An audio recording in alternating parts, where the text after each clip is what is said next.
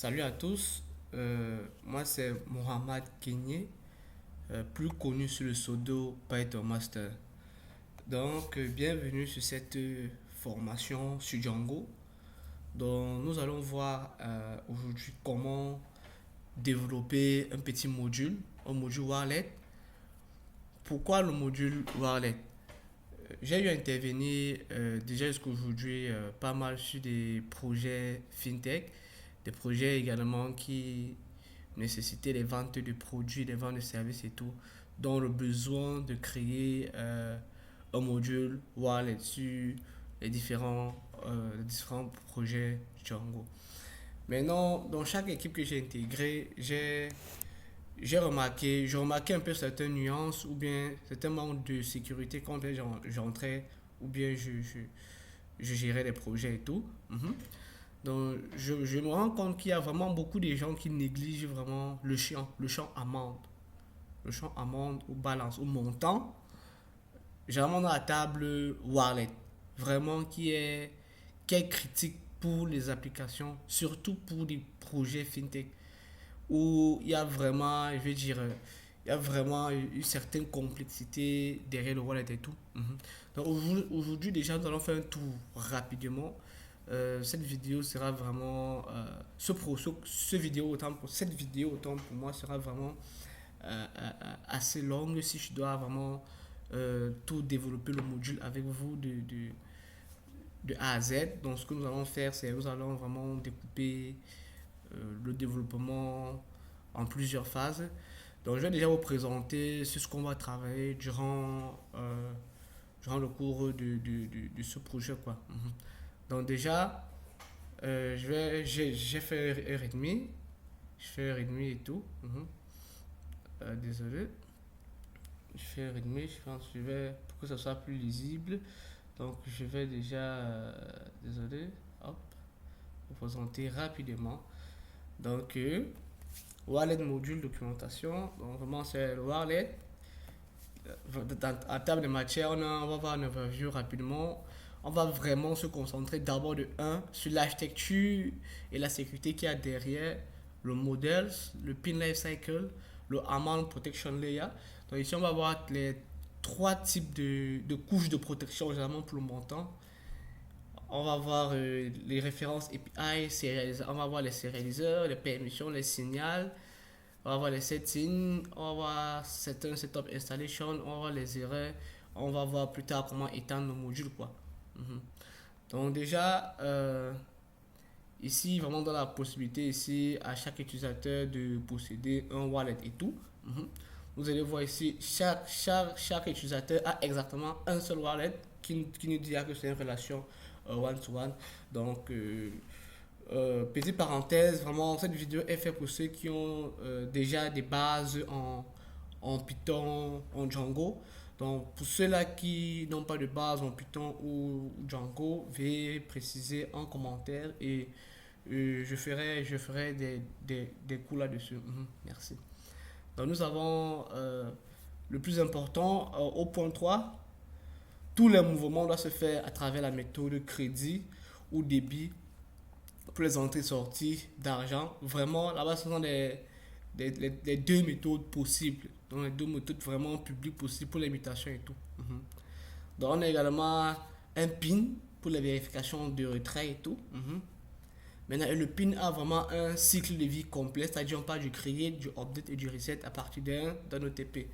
OK? Maintenant, on a un petit modèle transaction là pour enregistrer vraiment la traçabilité du mouvement du wallet. Ok. Donc en bas, on va plus se concentrer, comme je dis, j'insiste beaucoup là-dessus, sur l'architecture et sécurité du modèle.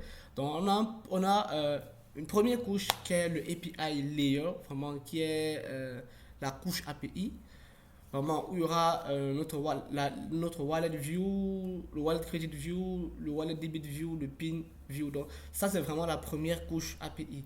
Maintenant, tout en bas, maintenant, on a le modèle layer dans la couche modèle, vraiment où on définit vraiment nos méthodes. Vous allez voir dans le wallet create, wallet debit, wallet create pin, update pin, pin reset. direct amount changes, wallet, save et tout. Voilà. On a maintenant le database layer ici, qui est vraiment où on va définir une fonction Postgre qui empêche peut-être la modification déjà du monté et tout. Parce qu'il faut savoir que la majorité des modèles du wallet, créer un modèle wallet et avec un montant à l'intérieur ne suffit pas. Peu importe la sécurité que tu mets au niveau de ton modèle Django, tant qu'il est fait seulement au niveau de Django et il n'y a pas de sécurité au niveau de la base de données, ça couvre vraiment ça couvre vraiment à certains failles de sécurité. Je prends un exemple.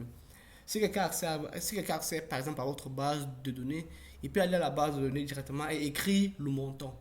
Donc déjà, c'est pour ceux qui donnent la possibilité au super utilisateur de pouvoir voir le montant au niveau de Postgre. Donc on peut hacher le montant au niveau de la base de données comme on peut le rendre read-only. C'est-à-dire on peut voir le montant mais aucune modification dans la base de données directement n'est faite en fait. Ok. Non, c'est généralement la sécurité vraiment qui est plus utilisée notamment par des banques et tout. Donc, on peut voir le montant, on ne peut pas le modifier. Il y a un rythme au niveau de la base de données. Donc, que ce soit par PSQL ou par PageAdmin que tu passes, donc, tu ne pourras pas modifier le montant en fait. Ça va te lever une exception. Maintenant, au niveau du framework également, il y a des contraintes qu'on met avec cette règles de validation. Tu ne peux pas, tu ne peux pas faire une modification sur le modèle en lui, sur le modèle directement. Tu es obligé de passer peut-être par des mutations, par des propriétés des mutations, peut-être avec des setters et tout. Voilà. Donc, c'est vraiment ce que nous allons voir aujourd'hui et tout, quoi. Ok.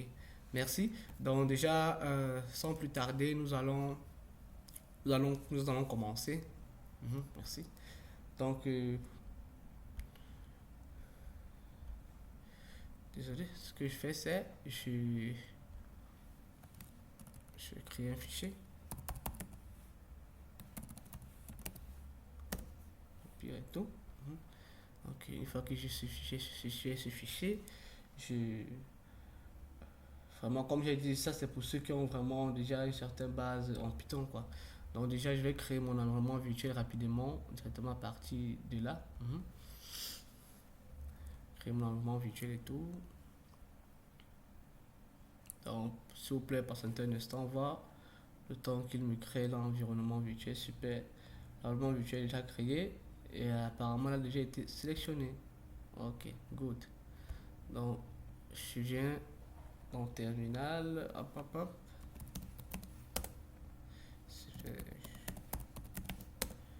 Je vais archiver.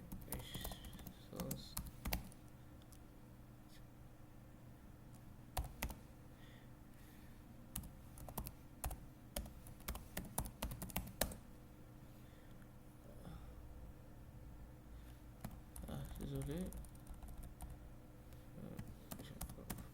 Super. Ok, maintenant on démarre le projet Django.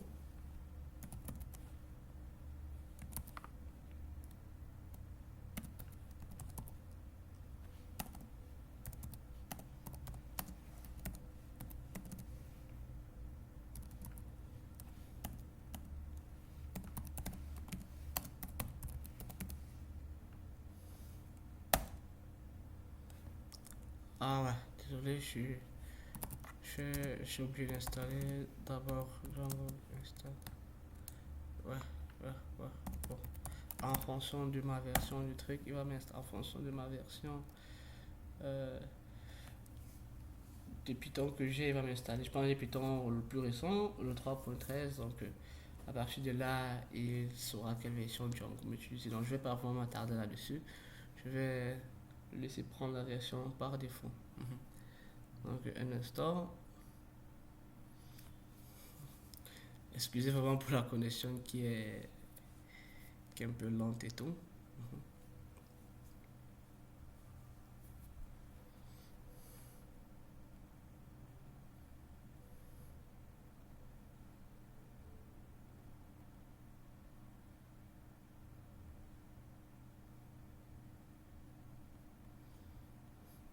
D'accord, super. Là, je pense que c'est bon. Hop, hop. Voilà. Donc, il va créer mon modèle Warlet. Ok. Et je voulais qu'il me crée la racine. Donc, ce que je vais faire un instant, je voulais qu'il me crée la racine. Hop, hop, hop. Hop. L'instant va. Je voulais que vraiment il le. Voilà. Super. Voilà. Donc, je pense. Mhm.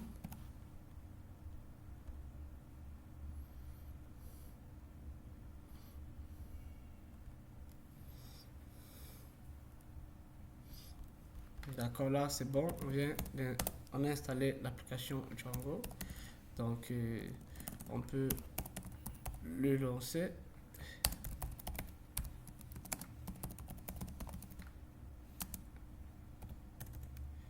Ouais, je sais pas directement. Ouais, super. Donc là, on a lancé directement notre application. Donc, on peut tester.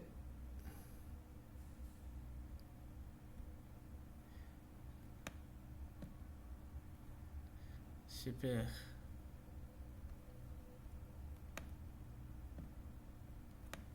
Donc, on peut voir que voilà, il tourne proprement et tout sur le port 2002 qu'on a défini, quoi. Voilà. Super. Cela est fait, on a créé le projet, on peut créer l'application. Donc ce qu'on fait, on crée notre application Python manage.py.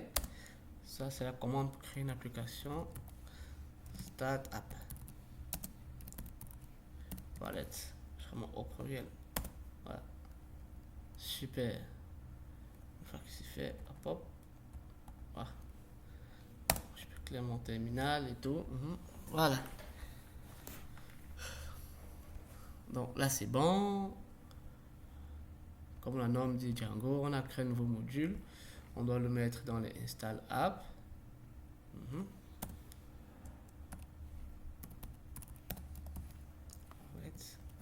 Super.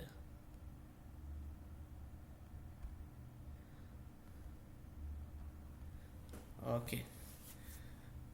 Donc déjà, une fois que notre module est créé, vous remarquez on a vraiment l'architecture assez claire. Comme j'ai dit, et je précise encore ça, c'est pour ceux qui ont déjà des bases ou des connaissances en Django. Donc sans plus tarder, on va créer notre modèle.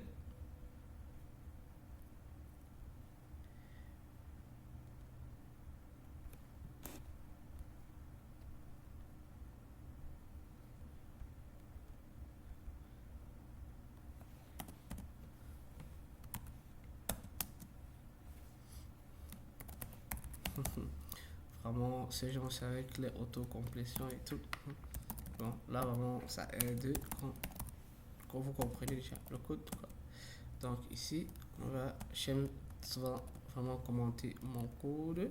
Hop, hop. Ce que je fais ici, c'est ranger le wallet. Belong to user. Restore, hop, hop, hop. Je active les data. Voilà. Pour ne plus avoir. Voilà. Je vais désactiver. Super. Voilà. Je vais écrire en anglais. Je me bats en français, mais l'anglais vraiment c'est. Bah, je vais dire ma première langue. Wallet belonging to user. Déjà, pour qu'on comprenne exactement ce qu'on a envie de faire ici et tout. Donc, je viens là, amount here is private. Amount is private and only mutable via properties slash methods ou les méthodes. Voilà. Donc, ici, le montant vraiment est privé, il est mutable uniquement à travers des propriétés ou méthodes, quoi. Ici, on aura vraiment ici un rôle, une règle qu'on va mettre sur Postgre, quoi.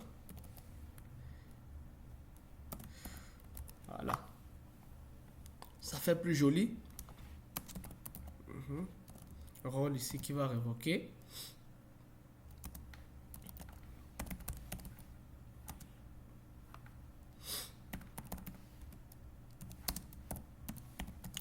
Ici, ça peut direct update vraiment sur le champ amende, quoi. Voilà. On a un champ privé amende.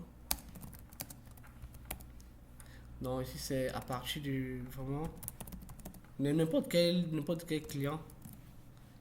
Quand je parle de n'importe quel client ici, y compris PG admin, hein, y compris PG admin, PG admin, y compris, donc including, voilà, including PG admin, ok, voilà. Maintenant, du PIN, il y en a beaucoup que le PIN, vu que le PIN c'est un numéro à jamais entre 4 à 5 chiffres généralement. Il y a d'autres qui, la majorité, généralement, ils font des randoms, de rand in par exemple, ils génèrent des numéros aléatoires et tout. Donc vraiment là, la pratique aimerait là que ce soit vraiment un truc haché quoi. Donc ici, pin vraiment ici, c'est un truc haché, vraiment. On l'a enregistré, vraiment HP4 storage.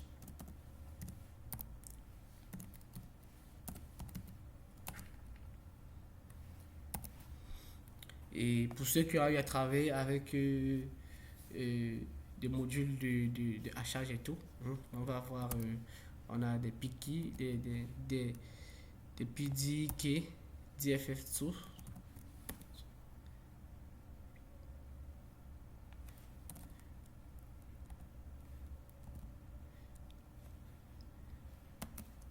On a le SHA 256.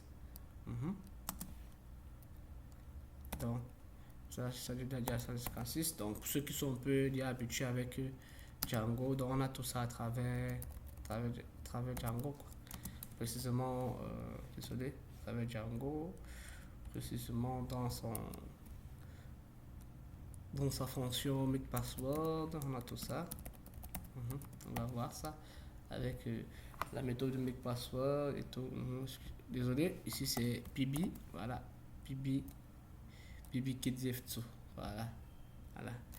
Maintenant, on a un compile lifecycle. On a un pin lifecycle ici. C'est-à-dire, on parle du create, on parle du update et du reset. Je pense que c'est vraiment les méthodes là, les méthodes là qu'on a. Le create, le update et le reset. Généralement, c'est ce que le reset, c'est via OTP. On va utiliser ici un OTP via email or SMS. Ouais. Parfait. On a ici pour le update, ici généralement pour le update, on a besoin du core, n'est-ce pas? On a besoin du core pin. Require. Super. Super. Donc je pense que voilà déjà avec un petit résumé ce qu'on va voir. Donc sans plus tarder, on va créer notre premier attribut ID. On écrit ID, on va utiliser vraiment l'ID par défaut du Django et tout. Donc on va partir sur du UUID. Donc on va model.UUID field. Super, UUID field. C'est mon primary key ici. Primary key true. I'll set a default qui sera UUID. Désolé, j'importe d'abord ici. Import UUID. Une fois que j'ai importé UUID fond. Ok. C'est fait. editable, false. Donc, ça c'est un champ qui ne peut être modifiable. Super. Une fois que j'ai mon wallet, donc là, on va venir définir ici un champ user.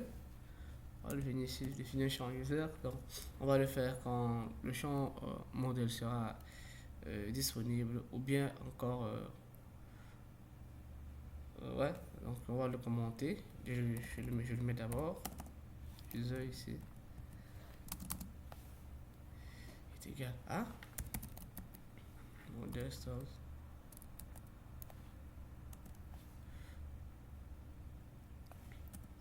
One field. So, je viens ici. Je fais venir là. Je dis n'importe quoi. Ouais. From Django.conf.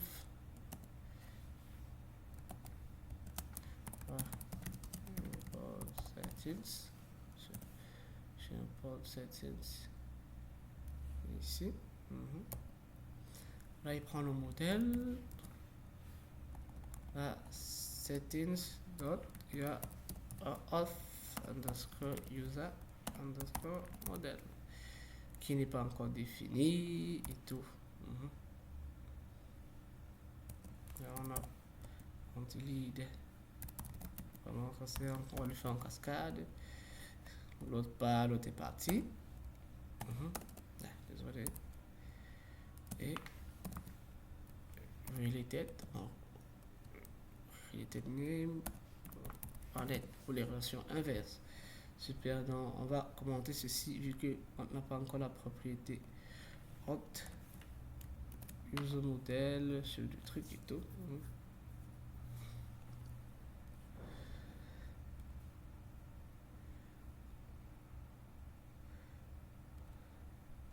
Hop, hop.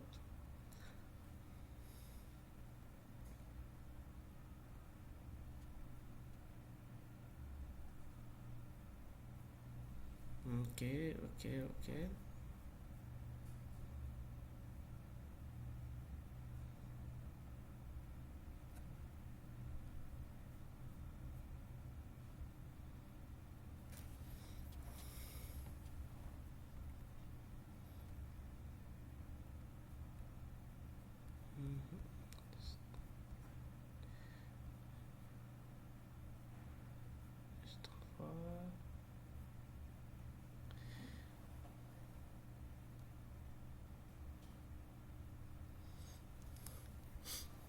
Ok, désolé. On va aller directement sur le champ amount. Désolé, j'avais un message en train, il fallait reprendre évidemment. Amount. Modeste. Donc ici c'est vraiment où on doit faire vraiment attention. Vous avez remarqué, je l'ai mis en champ en private. Donc model.decimal field. Donc vraiment là il faut préciser ici. Il faut préciser, très important. Donc je mets ici access via. C'est vraiment, je mets l'accent là-dessus au fait. Je mets l'accent là-dessus. Access via balance property only. Voilà. Super. Maintenant, vu que je l'ai mis au niveau de Django en privé, maintenant au niveau de la base de données, je peux également le nommer différemment au niveau de la base de données. C'est le même champ. Django connaît que vraiment lui c'est un champ privé. Amount, la base de données va faire la correspondance avec généralement le DB colon. Donc dans la base de données, moi je l'enregistre tout simplement en amount quoi. Amount tout simplement.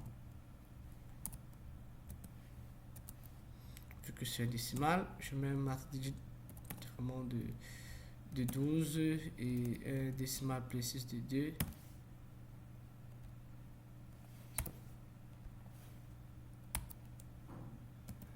Et un default.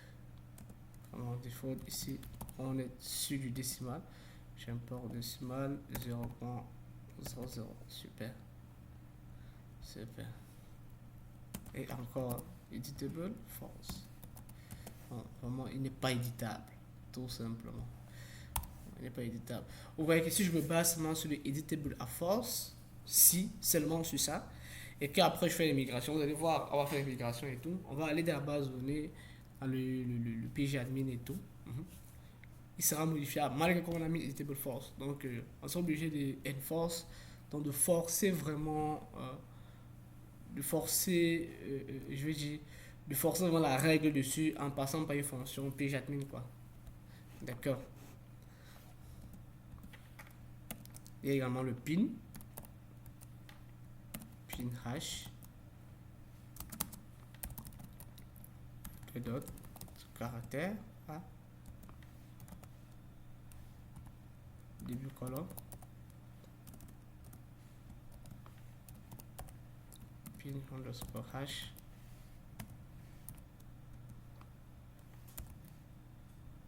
Marceline,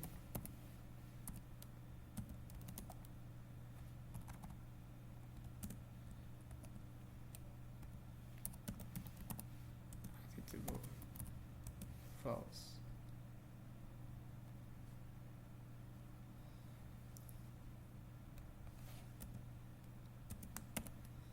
Underscore pin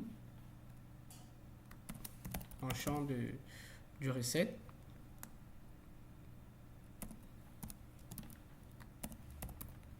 Avec également hash.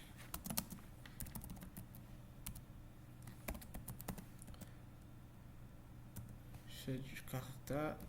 J'ai toujours mon db column. DB column, pas db collection, ne confondez pas.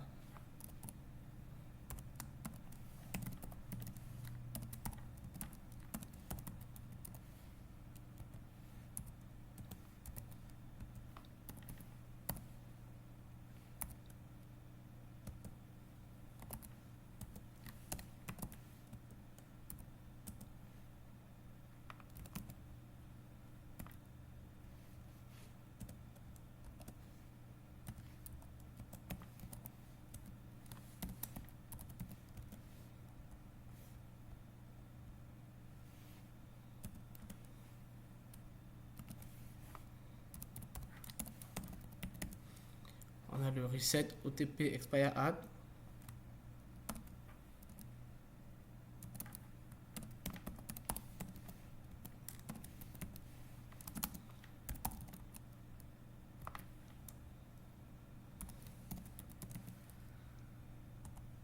Oui, je sais qu'il y a un time field autant pour moi.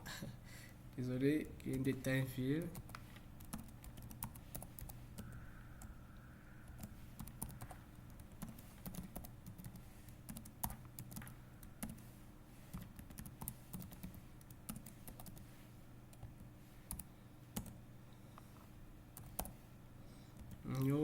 Null is true. Null peut être vrai.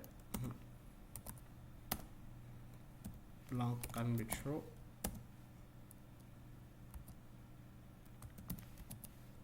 Editable false. Ok. Non, une fois que je l'ai fait, on a notre created add.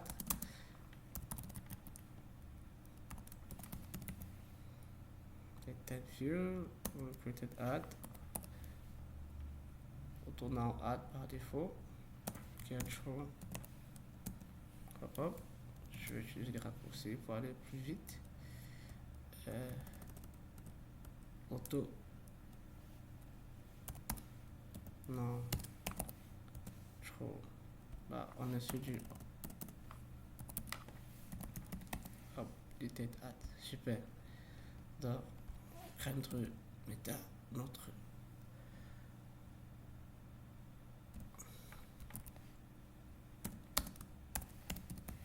métadonnées. Ça c'est nos métadonnées dans dbtable. Alors seulement on va taper dans la base de données. Warlet. Ok. Verbose name.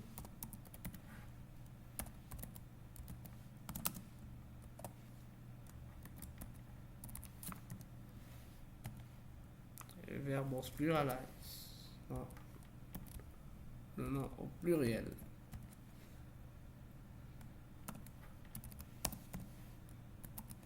Ok. Super.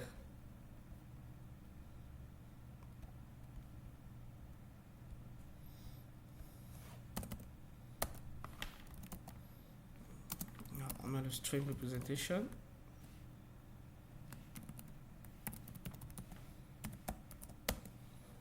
Mais ça vous connaissez déjà, c'est pas grand chose. Le f-string.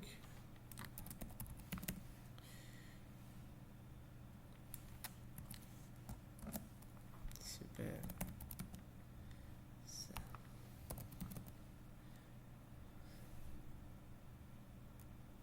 Ok, donc on va le définir comme ça sera fait. Donc pour le moment, ouais, vu qu'on n'a pas encore de f-string, on va tout simplement laisser comme ça. D'accord, super. Super. Donc maintenant, ce qu'on va faire, c'est quoi? On va implémenter, on va commencer par l'implémentation de nos différentes méthodes, c'est ça? On commence par l'implémentation de nos différentes méthodes, c'est-à-dire tout ce qui est pin, on va le gérer. Donc, déjà pour avoir la lecture du pin et tout, donc, pas la lecture du pin autant pour moi. Déjà pour vérifier si un utilisateur a déjà un pin, on va définir une propriété avec le mot-clé property. Vraiment, on va donner has-pin. Has-pin. Ouais. Has-pin. Voilà. Très important. Toujours documenter. Ah, désolé. Toujours documenter. Has-pin. Ici. Ici, je vais dire ici when user has already set a wallet pin. Ouais. En vrai, quand l'utilisateur a défini un wallet, et tout simplement faire un return, vu que c'est un booléen, de boule de save.underscore pin hash. Ouais. Donc, si j'ai un pin hash, automatiquement, ça veut dire que j'ai déjà cette pin, quoi. Ok. Super. Donc, maintenant, je vais aller. Je vais aller pas à pas. Donc, je vais vraiment d'abord faire tout ce qui est pin. On va le faire rapidement. On va faire les méthodes, tout ce qui est pin rapidement. En commençant par la validation d'un pin déjà, d'un prix, je vais dire, je sais pas si je vais dire cru, mais un pin vraiment, un pin visible, clair et tout. Donc, je vais définir une méthode statique pour ça. Une méthode statique méthode et tout. Méthode statique en privé. Validate raw. Ouais, raw pin. Validate raw pin. Okay. Là, ici, je prends vraiment un raw pin. Je prends un raw pin ici. Et là, c'est vraiment une chaîne de caractères. Ouais. Ici, vraiment, vu que c'est de la validation, je ne retourne rien. Je ne retourne rien. C'est de la validation. Je ne dois rien retourner. Ok. C'est de la validation. Je ne dois rien retourner. Ah, désolé. Error typing. C'est de la validation. Je dois rien retourner. Donc,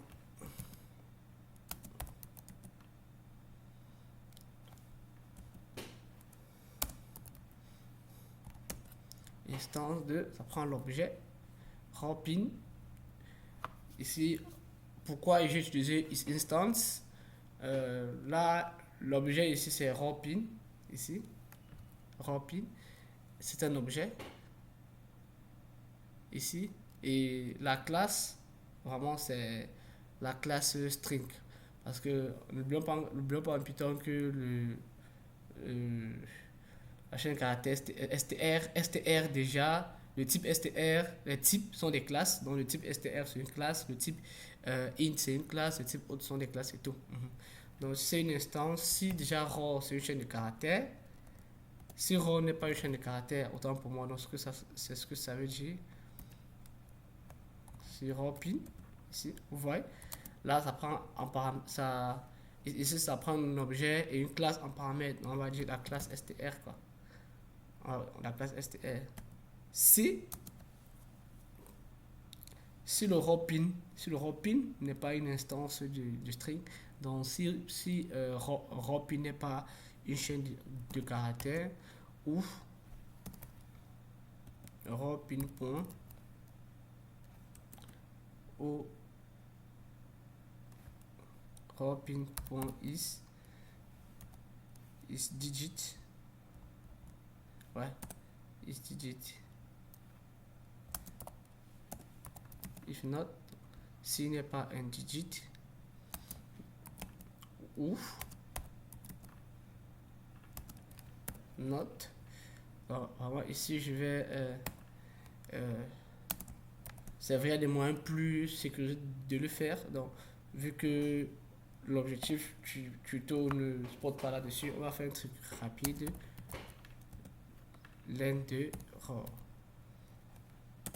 Donc on va donc ça veut dire vraiment là que le mot de passe, le raw pin ici doit être vraiment supérieur ou égal à 4 quoi, et inférieur ou égal à 6.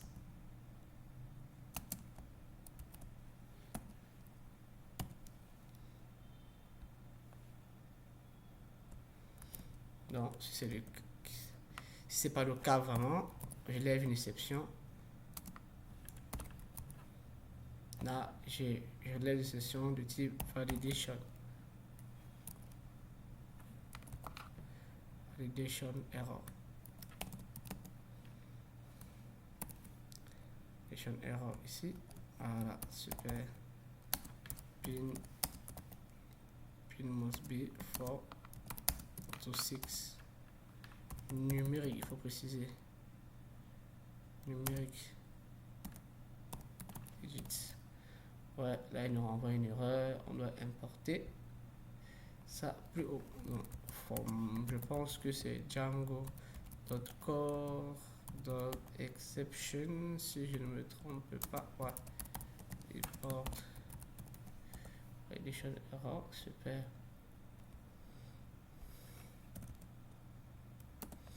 Donc, dès que c'est fait, je crée une deuxième méthode statique. Je crée une deuxième méthode statique méthode. Je vais appeler ça hash underscore value.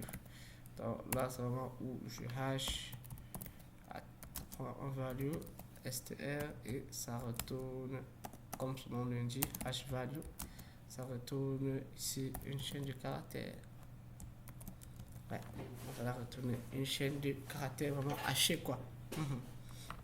Donc pour cela, comme j'ai dit, pour hacher, on va utiliser la méthode makePassword de Django. Donc je viens ici, je pense qu'il se trouve dans Django.contrib.auth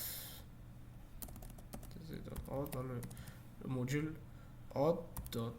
On a un module hasher, import, voilà, makePassword, on l'a ici.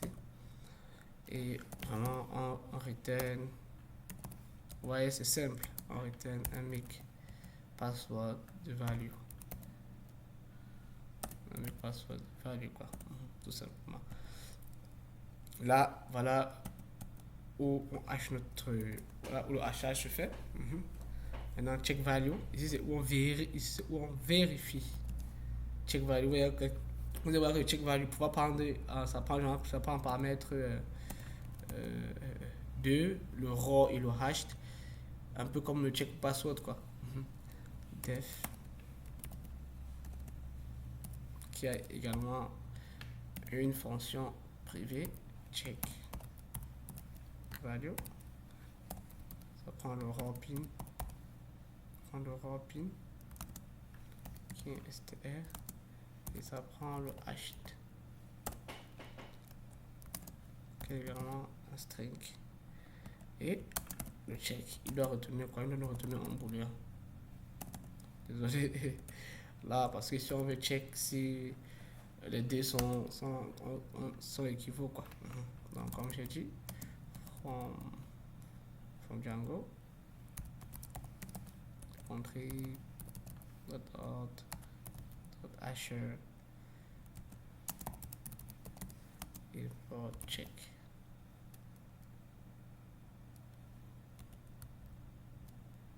Ah, j'ai pris hand là, désolé.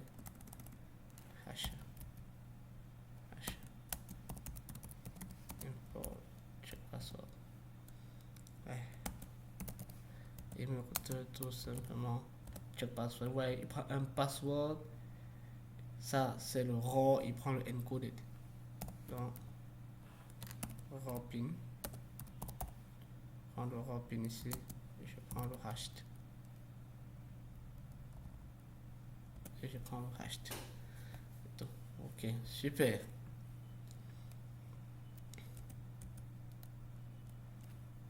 Maintenant, je vais définir maintenant la méthode ici pour créer le pin. Je vais créer le pin à ce niveau. Et le pin, la création se fait une seule fois. Donc, first time only. On va se faire une seule fois. Voilà.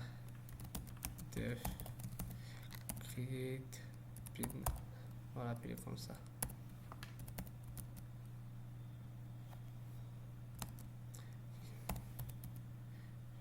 Ça prend le raw pin qui est un str. Et ça prend le confirm underscore pin qui est toujours. Ah, désolé. Désolé, qui est toujours str. Super. Ouais, en principe, il va retourner, nous retournera, vu que c'est la création, il va retourner soit un message ou bien, ben, par défaut, il ne retourne rien. Vu que c'est du create, on va un peu le commenter. Vraiment, ça c'est dans ma culture personnellement et je vous recommande également de faire pareil. Toujours de toujours mettre un commentaire sur tous vos méthodes, vos classes. Cela vraiment permet une lisibilité facile et plus tard également, quand tu vas revenir sur le projet, ça peut être un mois, 2 mois, voire un an plus tard que tu te retrouves facilement.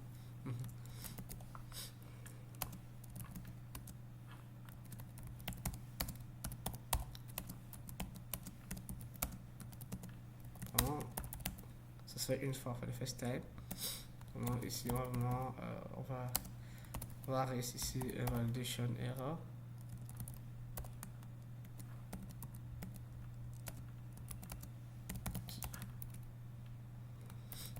Ensuite, le wallet a déjà un pin ou quoi?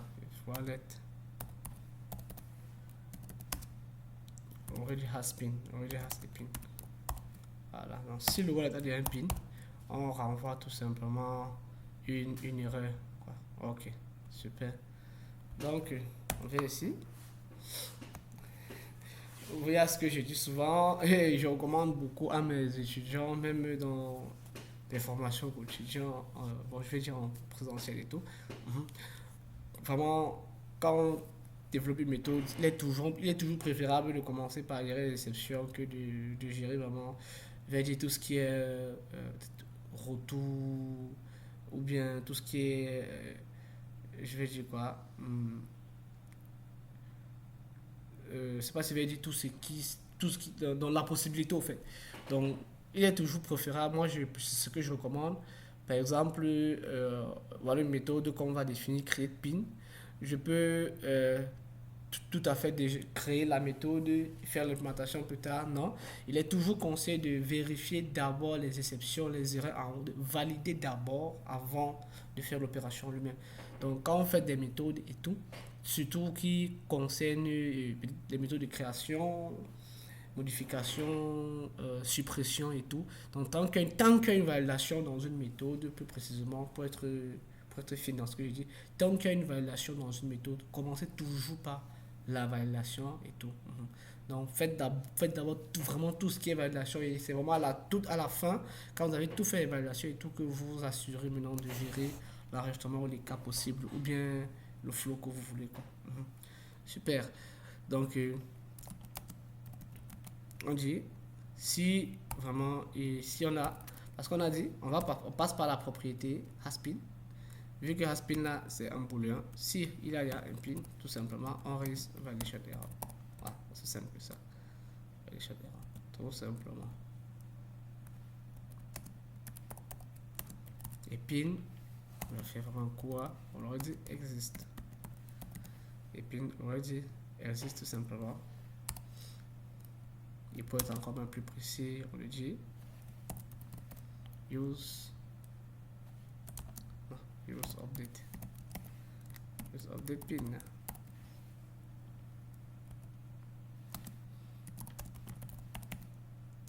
To change it. Alors, si tu veux changer, tu use update.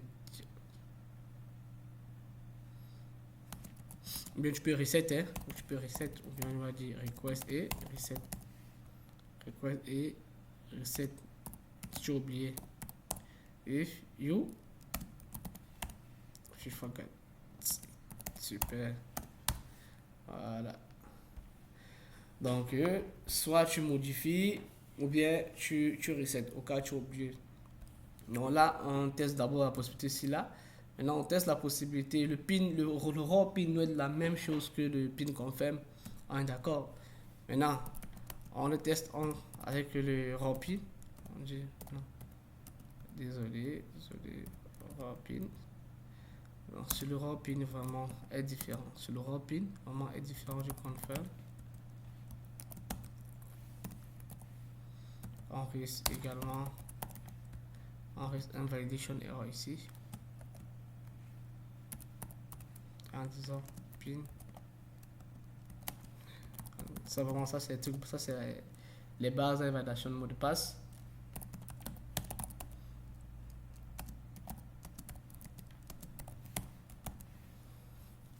Moi, je dis toujours, c'est bien d'utiliser l'UA, c'est même très bien d'utiliser, mais le plus important vraiment avec les outils d'intelligence artificielle aujourd'hui, c'est d'avoir déjà un certain niveau déjà. Donc quand je parle du niveau, il y a le junior, il y a l'intermédiaire, il y a le senior et il y a l'expert, quoi.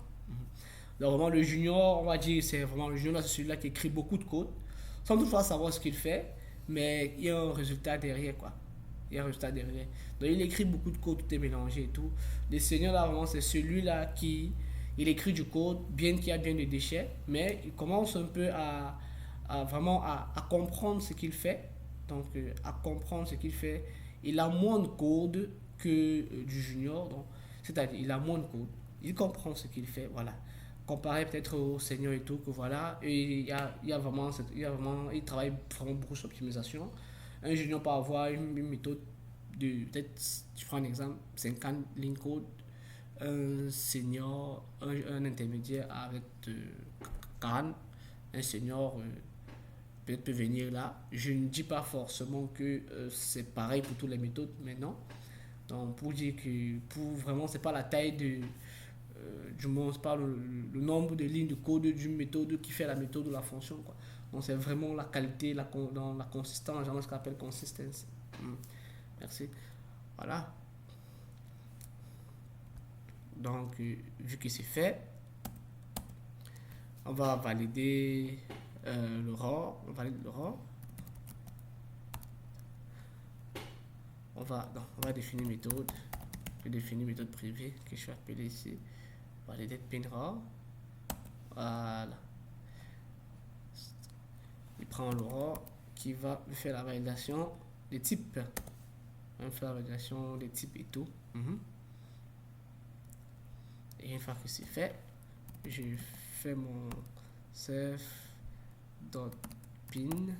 hpin ici.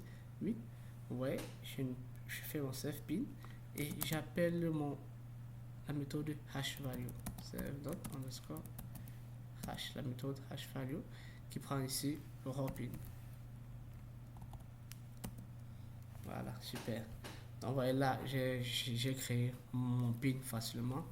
Donc, on va faire le même pour le update pin.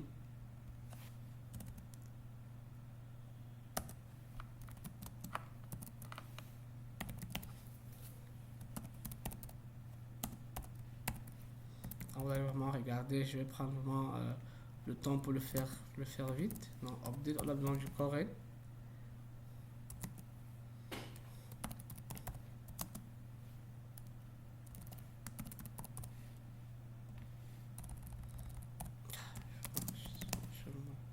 Je vais me typer.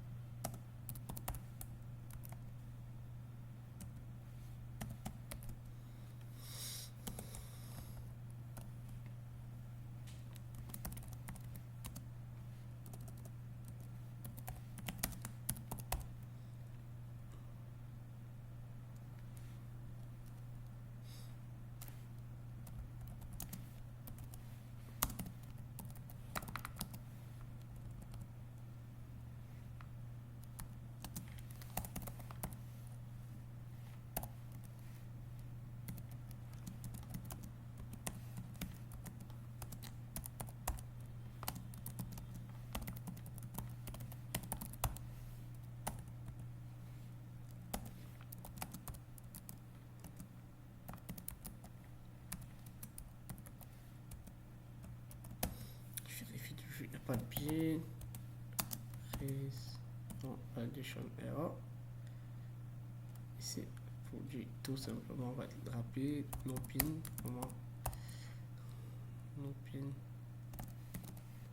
set yet.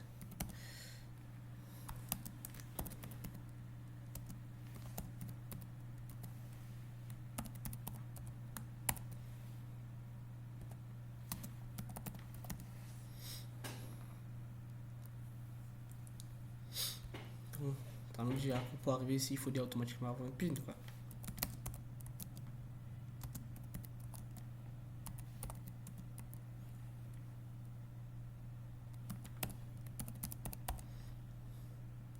Donc, on va définir cette méthode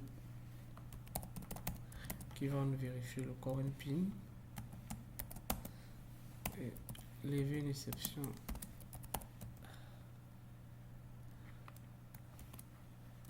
Désolé, exception de current.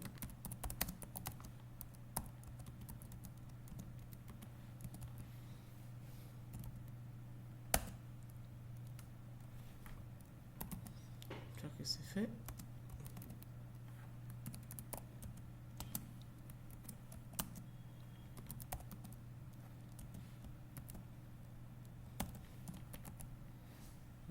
Donc je pense que on est ici, on peut reprendre ça tout simplement, là, réutiliser là, super, voilà.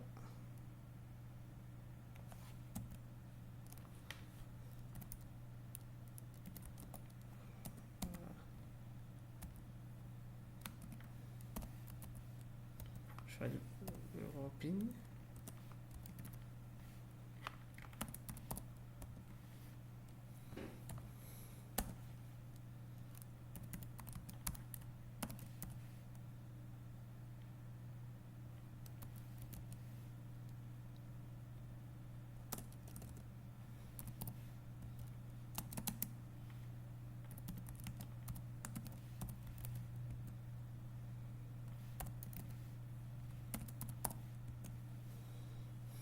Super. Là, on passe rapidement au reset. Pour le reset, on fait un reset ici.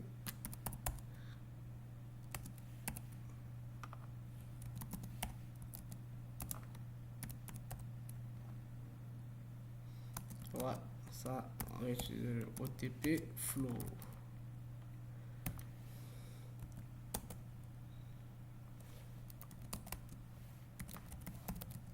Parce que généralement pour les recettes et tout, vu qu'on oublie le mot de passe, on oublie le pin, ils sont obligés d'utiliser une méthode du modèle OTP, c'est-à-dire on veut resetter le PIN d'un utilisateur existant, quoi. Donc, généralement, pour le faire, l'utilisateur entre un de ses identifiants. Ça peut être une adresse mail qu'il entre pour le reset. Ça peut être un numéro de téléphone qu'il lance pour le reset. Donc, avec le numéro de téléphone, on reçoit un OTP sur un SMS. Avec l'email, il reçoit un OTP sur son mail, quoi. Donc, ici, on ne va pas se baser sur l'implémentation de tout ce qui est email ou SMS. On va juste passer dessus. On peut faire un mock-up.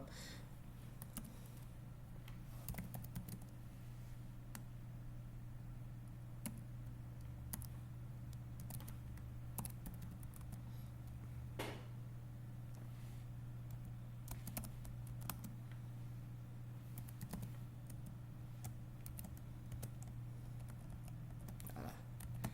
Vu qu'il y a vraiment un processus qui va se faire ici. Donc, vu qu'on va pas tout faire, je vais décrire vraiment concrètement ce qu'il y a lieu de faire ici. Donc, là, ça peut aider ceux qui veulent aller plus loin.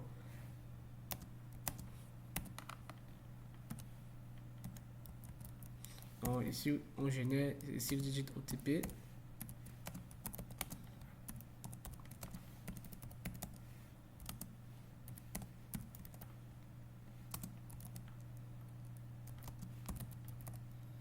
Donc, il faut vraiment, comme j'ai dit, il faut le hacher.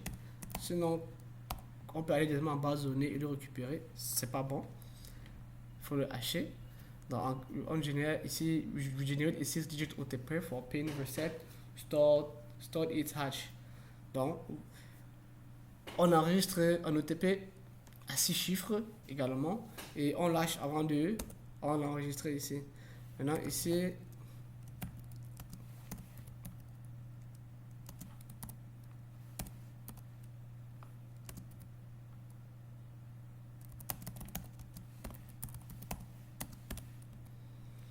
dans le raw OTP qui est retourné, c'est pour envoyer un provider par email ou SMS, quoi, pour le deliver.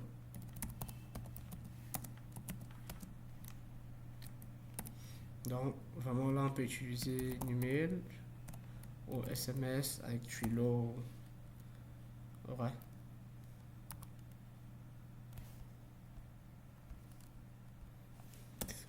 Voilà. Maintenant, on peut définir une durée de vie pour l'OTP.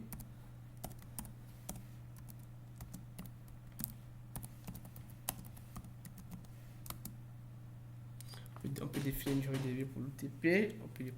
Comment on le définit? Bon, je peux définir une propriété que je vais appeler pin underscore reset. Un attribut autant pour moi. OTP underscore value détient underscore minute. Voilà. Je fais ça. Hop, hop, hop.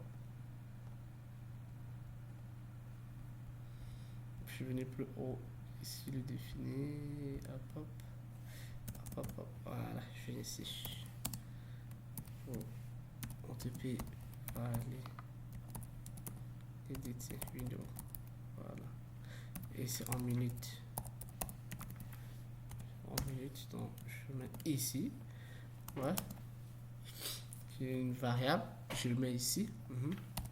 Alors, je vais l'enregistrer plus tard. Bon, j'utilise get attribute.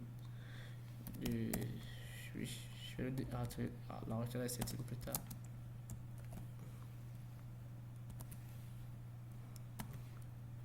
Ouais. Je passe par défaut. Bon, je pense que c'est ça que je vais utiliser plus bas, quoi.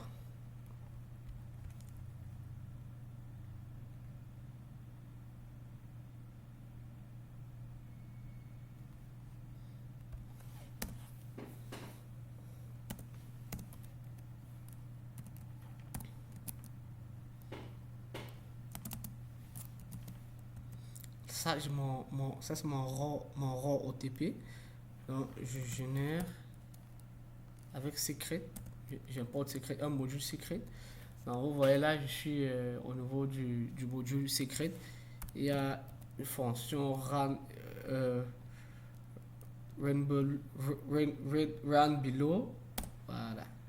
Run below.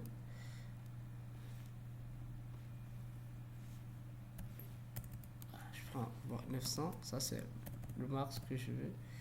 900 000.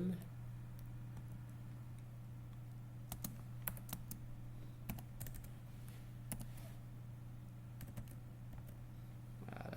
100 000. Donc, ici, qu'est-ce qu'il fait concrètement? M'assurer ce que always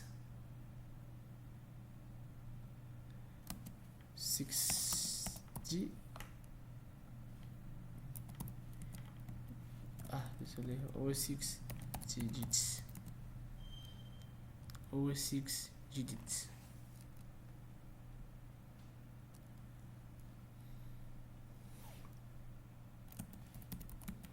Save dot underscore pin OTP hash. Voilà. Save dot. On utilise notre propriété hash value qu'on a défini et ça prend notre raw OTP. Super. On voit l'utilité de vraiment définir des méthodes utilisables qui sont réutilisables vraiment dans différentes fonctions et méthodes quoi. Dans cette cas on est dans une méthode et tout.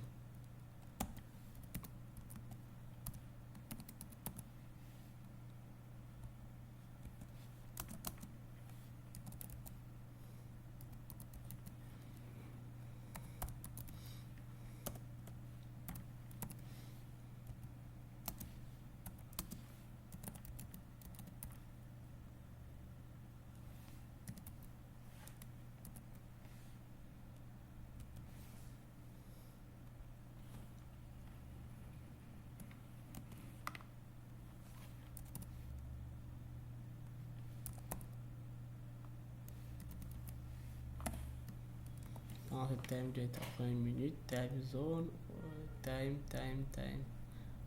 C'est pas bien écrit. C'est pas bien écrit. Time. Ah ouais, je n'ai pas importe time. Ah bon.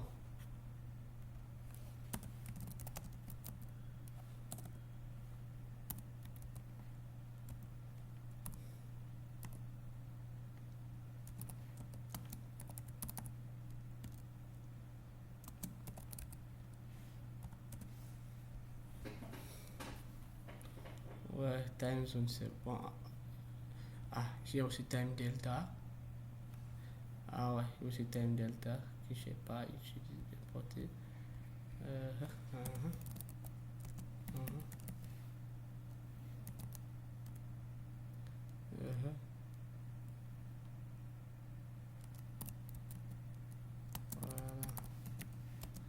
Import time delta.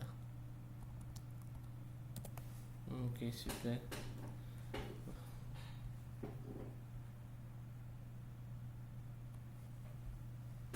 Super.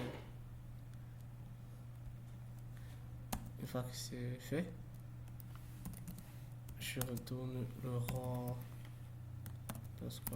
au TP. Voilà. Je vais retourner ça, c'est ce que le provider email ou SMS va utiliser quoi. Donc lorsque je vais implémenter, la méthode de send SMS ou send email, l'OTP que je passe, je vais l'appeler de la méthode generate OTP. Ok. Super. Maintenant, une fois qu'on a généré, on doit confirmer. Def confirm pin reset.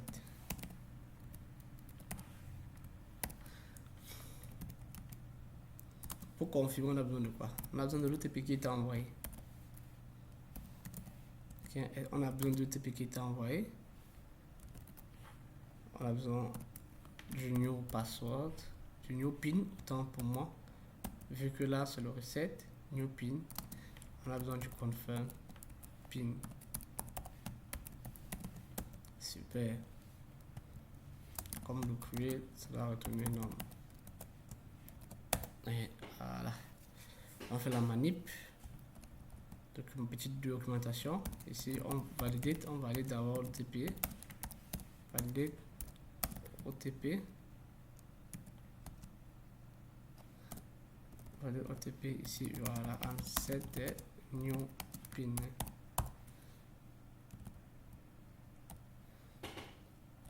Voilà, j'ai envie de le mettre sur plusieurs lignes. Mettre sur plusieurs lignes. Hop. Hop.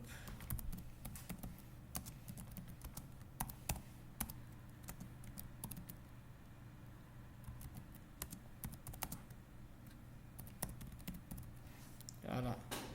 Alors, ici, on claire le champ OTP quand c'est bon. Bon. Le but, c'est garder le champ OTP clair. Ou bien on pourra peut-être définir des routines plus tard lors de la génération de l'OTP. On vérifie si un OTP, on le supprime et tout. Donc, ça, c'est différentes routines qu'on peut faire. On va le faire au confirm. On va vraiment s'assurer que l'OTP reste vite, quoi.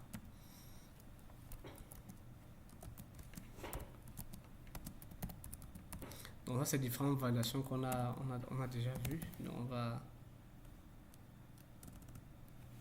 va aller sur ça rapidement.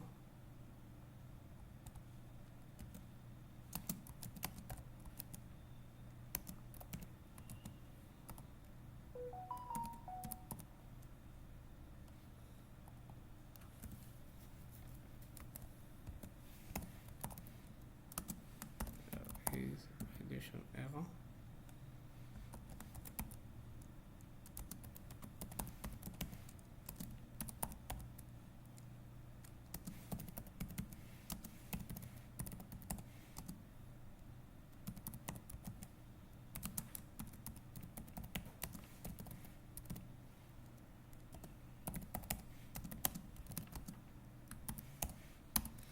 Super.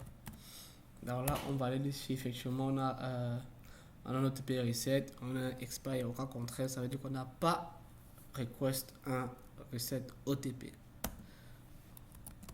Check la disponibilité.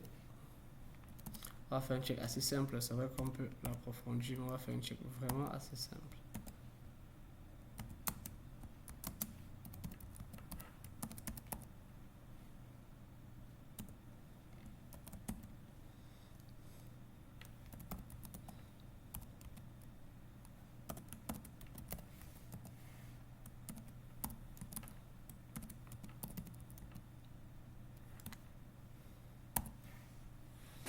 Ici, on va clair l'OTP.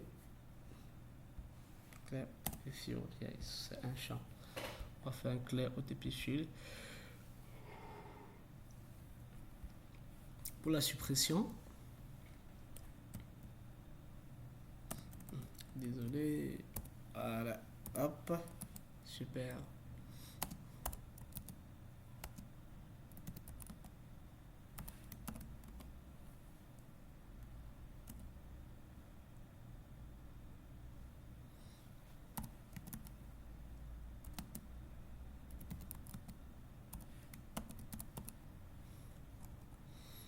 Là, on check, on vérifie si l'OTP qu'on a entré, on vérifie si l'OTP qu'on a entré est différent de l'OTP haché en base de données. C'est pourquoi vous avez vu le check value que j'ai défini ici comme le hash value. Donc ici, il prend en compte une donnée brute. Tu vois, une donnée brute, je veux dire, il prend en entrée, il prend une donnée brute et une donnée hachée. Désolé, une donnée brute et une donnée hachée. Et il fait la vérification. Donc, là, je réussis. Je fais une validation exception à ce niveau.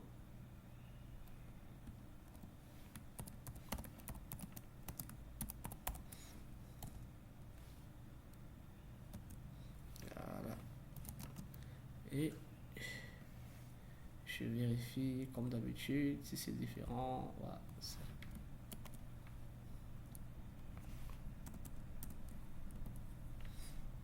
Voilà. C'est pin et différent pin. La défense ici. Voilà. Donc, une fois que c'est fait.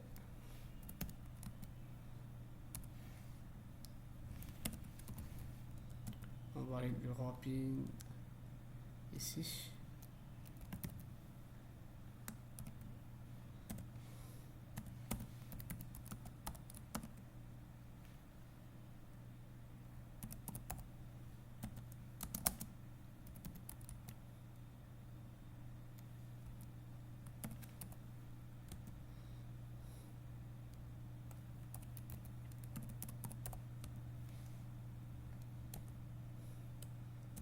fois que c'est fait, save dot underscore clear underscore TP field. On a dit qu'on clear le TP field quand on a fini. Donc là on veut clear le OTP field quand on a fini. Donc à mentionner, il y a le clear OTP field aussi qu'il faut définir. Je pense qu'il y avait défini une méthode pour lui pour vérifier le pin. La méthode ici n'est pas définie. Donc ce que je peux venir, je fais def méthode privée clear underscore OTP underscore field. Ouais.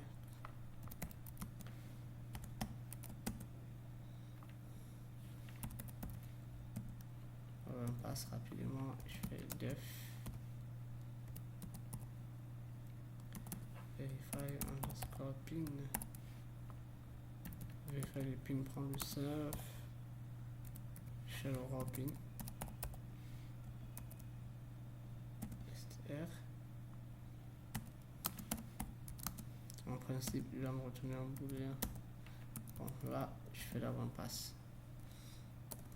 Bon, donc je commande ceci directement. Return, voilà, c'est ça, autrement je crois if. Désolé, je vais voir pin matches de store hash.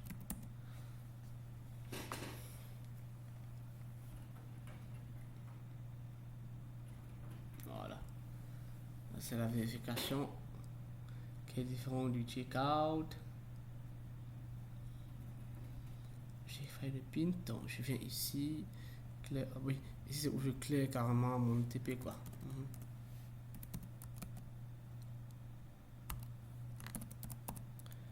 Je fais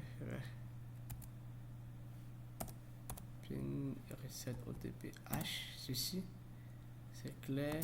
Donc vu que j'ai dit par défaut c'est ça, je le rends à ça. Et c'est dot underscore pin expire at, je mets un nom. Ok, et ceci ça va nous renvoyer à non. Super.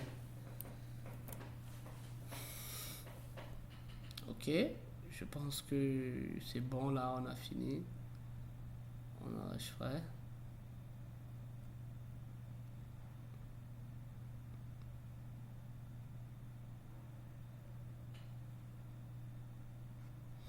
Voilà, petite, je vais dire, petite parenthèse, prenez la peine de regarder un peu le check value, méthode statique check value, et vous allez voir le verify pin. Vous allez voir que les deux retournent des boules, des boulets en temps, et ici là, ils prennent en contre, regardez bien, ils retournent des boules, ils prennent en compte de raw. Mais si vous voyez la différence, vous allez voir que le check password, lui, il tient compte du hash pin. Or, par contre, verify pin ici, lui tient juste compte du raw, tout simplement. Et on utilise le check value pour pouvoir faire la correspondance. D'accord. Donc, ce qu'on fait, on vient ici.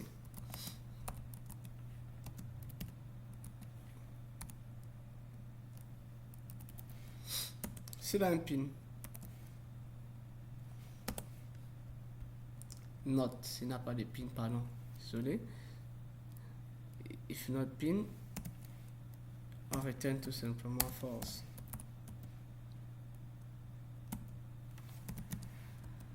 Quand on en return save dot check value. Donc il va nous renvoyer check value ici. Je prends le raw password. Le raw pin, autant pour moi j'ai l'habitude. Maintenant le hash, on le prend directement sur le modèle. Save dot underscore hash value. Pin hash, autant pour moi. Pin hash. Donc on le prend directement sur le modèle. Donc cette méthode nous renvoie un booléen. Vous allez voir, en réalité, c'est quoi en fait? C'est qu'en réalité, on appelle juste cette méthode-là en fait. Donc, cette méthode n'est pas vraiment différente de ceci. À différence près que on vérifie d'abord cela et on ne passe pas on ne passe pas et ici on récupère la donnée directement du modèle quoi. Comparé à notre check value ouais, comparé à notre check value ici qui prend la valeur hachée directement quoi. Ok. Ok. Donc cela est fait. On va je pense qu'on va s'arrêter là pour aujourd'hui. La vidéo est assez longue. On va s'arrêter là pour aujourd'hui. Et je pense que les jours à venir, on va voir, on va introduire les jours à venir. On va vraiment commencer à travailler sur le montant, sur vraiment ce qui nous amène ici et tout. Donc, on va voir amount. Ici, on va voir amount. On va voir le read only. Read only property.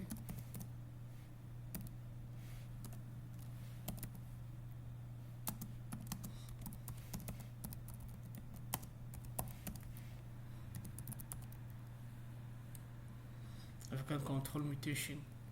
Voilà. Voilà. Donc, on aura un property. Pardon.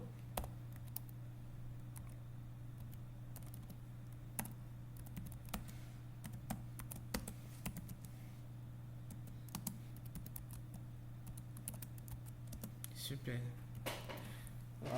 Voilà notre read only, en fait. Notre read only. Donc, demain, on va. Pardon, les jours à venir, on va définir les différentes méthodes qui vont avec. On va définir toutes les méthodes pour le débit, le crédit et tout le reste, quoi. D'accord.